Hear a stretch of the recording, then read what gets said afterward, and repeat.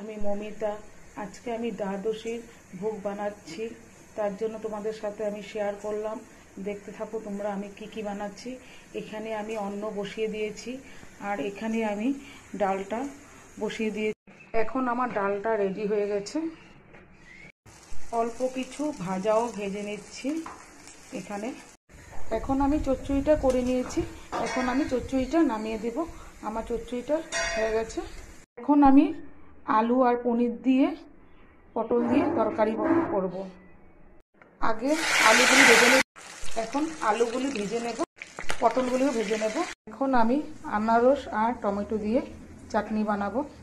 আমার আলু পটল পনির দিয়ে তরকারি রান্না হয়ে গেছে আর এখানে আমি চাটনিও করে নিয়েছি। এখন আমি ঠাকুরের ভোগটা সাজিয়ে নিচ্ছি।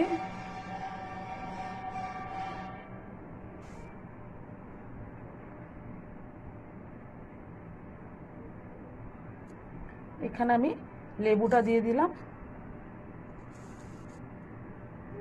লবণটা দিয়ে দিলাম,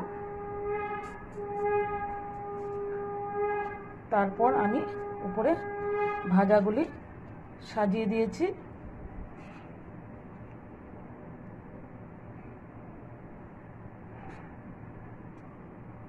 এখানে আলু ভাজাগুলি দিয়ে দিই,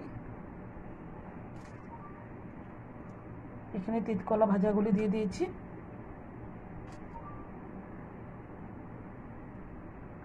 আর এখানে বেগুন ভাজাগুলি দিয়ে দিয়েছি।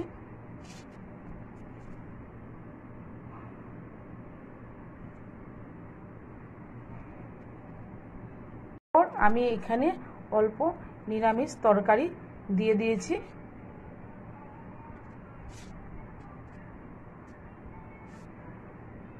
নিরামিষ তরকারি দিয়ে দিয়েছি।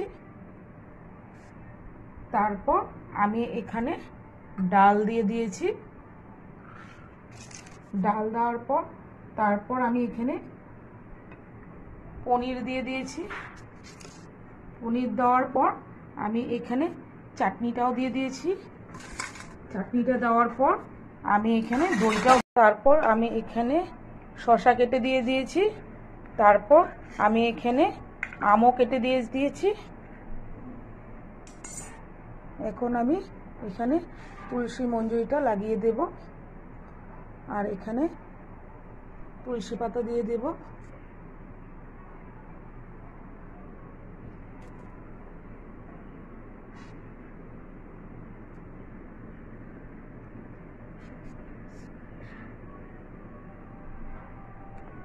দেখো বন্ধুরা, আমার ভোগটা রেডি হয়ে গেছে। এখন আমি অল্প করে এখানে ঘি দিয়ে দেব। দেখো আমার ভোগটা রেডি হয়ে গেছে। দেখো বন্ধুরা, আমার ঠাকুর ঘরটা, এটা আমাদের গুরুদেবের ফটো। দেখো এখন আমি ঠাকুরের ভোগটা লাগিয়ে দিয়েছি। তোমরা এখন ভোগটা দর্শন করে নাও। ভোগ দর্শন করা বহুত ভাগ্যর দরকার। তোমাদের যদি ভালো লেগে থাকে তাহলে আমাকে কমেন্ট, লাইক আর সাবস্ক্রাইব করে দেবে। আর আমার ফেসবুক পেজ থেকে তোমরা ফলো করে দেবে। টাটা।